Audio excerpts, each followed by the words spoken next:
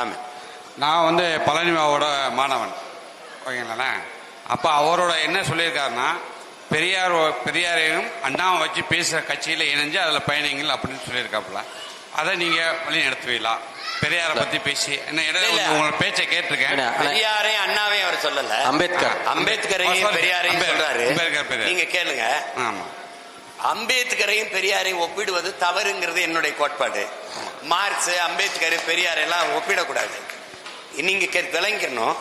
அதை வச்சு அரசியல் நடத்துவீங்க, அதுல ஜாயின் பண்ணி அவரை வச்சு பேசுவீங்களா அப்படின்னு தான் நான் கேட்கிறேன். இல்ல பெரியாரை பேச வேண்டிய அவசியம் எனக்கு இல்ல. பெரியாரை பேசுறதுக்கு ஒரு கூட்டம் இருக்கு.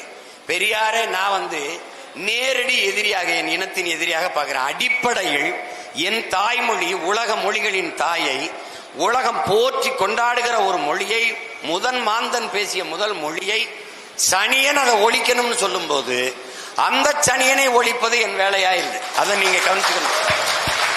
நீங்க பல ஆயிரம் கேள்விகளை நான் எழுப்புகிறேன் பெரியாரிய தொண்டர்களை நோக்கி. நான் 12 ஆண்டுகளாக அந்த இயக்கத்தில் இருந்தவங்கிற முறையில தமிழர் என்று பேசுவது இன எழுச்சிக்கு எதிராக இருக்கிறது என்று பதிவு செய்கிறேன். தமிழர் என்று பேசுவது எந்த இன எழுச்சிக்கு எதிராக இருக்கிறது? முதல்ல பதில் யாரு கேட்டிருக்கா? இங்க பாருங்க ஐயா, அமருங்க, நான் சொல்றேன். 2000 ஆண்டுகளில் இப்படிப்பட்ட ஒரு சிந்தனையாளன் தோன்றவில்லை என்பது மார்க்சுக்கான வரையறை. மார்க்ஸ்ங்கிற உலக மானுட குலத்துக்கு சிந்தித்தவன். அண்ணல் அம்பேத்கர் உலகிலே ஆக சிறந்த கல்வியாளர்களில் அண்ணல் அம்பேத்கர் ஒருவர்.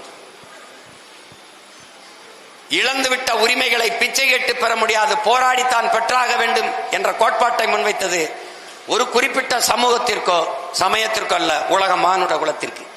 அறிவை தேடி ஓடுங்கள், நாளைய வரலாறு உங்கள் நிழலை தேடி ஓடி வரும் என்று அண்ணல் அம்பேத்கர் முன்வைத்தது ஒரு குறிப்பிட்ட சமூகத்திற்காக அல்ல, உலக மானுடத்திற்கு.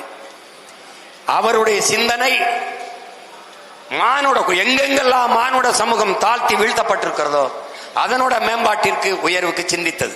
மார்க்சுடைய கோட்பாடும் அதுதான். ஆனால் ஐயா ராமசாமி ஐயாவுடைய கோட்பாடு என்பது முழுக்க முழுக்க தமிழன் இதற்கு எதிராக சிந்தித்தது கோட்பாடு.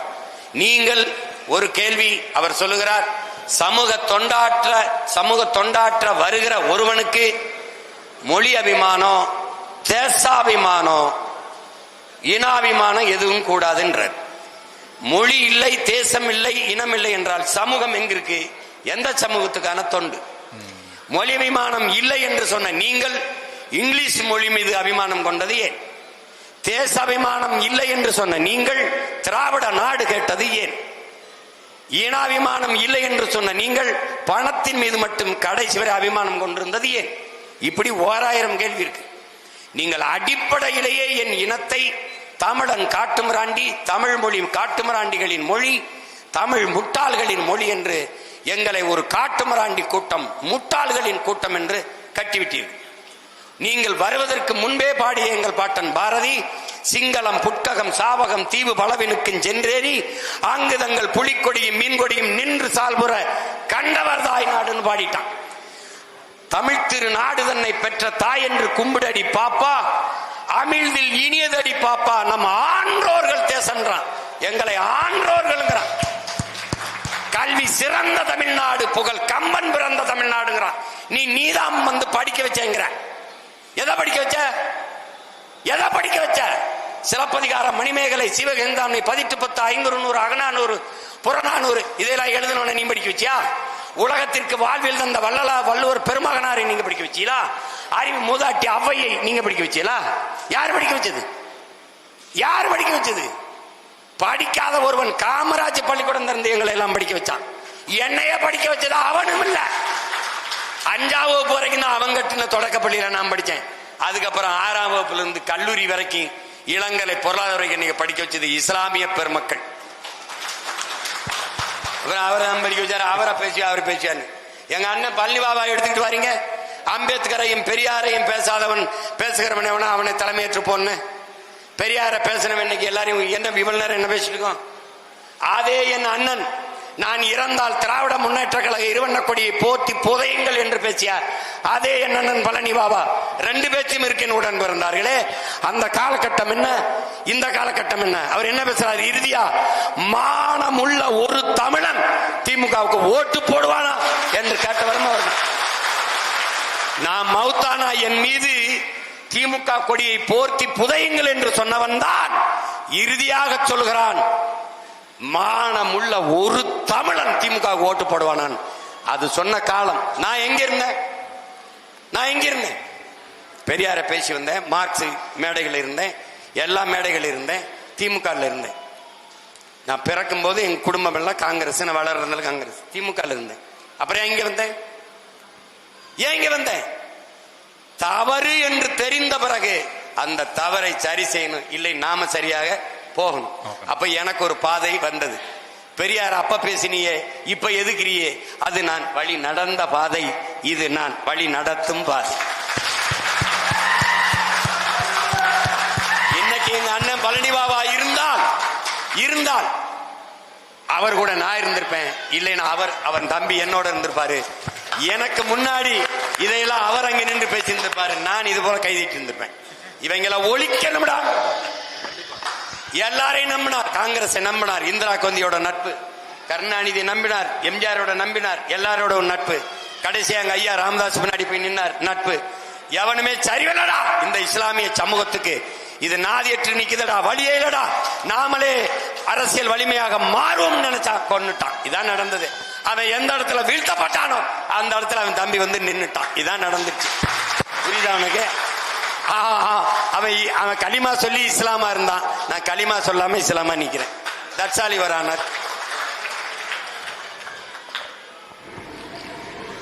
பெரியாரை யார் தலைமையேற்கவில்லையோ அவருடன் அரசியல் பழகாதீர்கள் என்று சொன்னதாக நண்பர் கேட்டார்.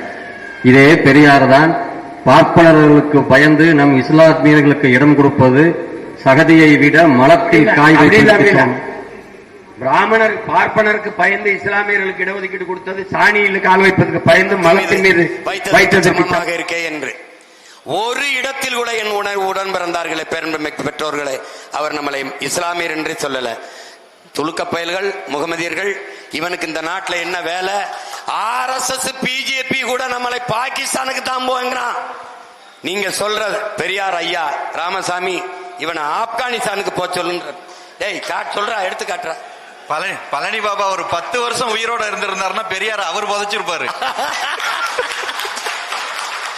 கால கொடுமை ஒண்ணு பாருங்க. பார்ப்பனர்கள் எதிரி, பார்ப்பனர்கள் நம்மில் கீழான மக்கள் யாரு? ராமசாமி ஐயா, நானு எனக்கு கீழான மக்கள் எவனோ இருக்கான். நம்மில் கீழான மக்கள் ஒருத்தன் வர்றான், நான் யாருக்கும் அடிமை இல்லை, எனக்கும் யாரும் அடிமை இல்லைங்கிறான். அதான் அம்பேத்கர். இவர் எனக்கும் கீழான மக்கள், கிறிஸ்தவர், இஸ்லாமியர், இந்த 4 கும்பல், கூட்டல்ல, இந்த 4 மக்கள் இல்ல, கும்பல் நமக்கு எதிரிகள்.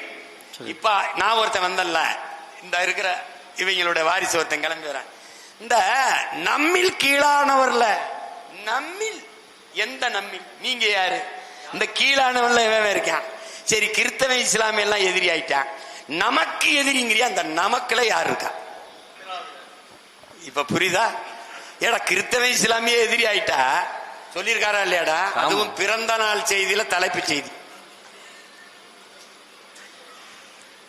நான் கேட்கிற எதிர்கேள்விகளுக்கு, எழுப்புகிற கேள்விக்கு பதில் தான் சொல்லணும். அவதூற கிளப்ப கூடாது. சீமான தெரியாதா, அது பண்ணா தெரியாதா, அதெல்லாம் தெரியுமே, இங்க வா, கேட்கறதுக்கு பதில் சொல்லு. என்ன அதுக்குதான் பதில் சொல்லு.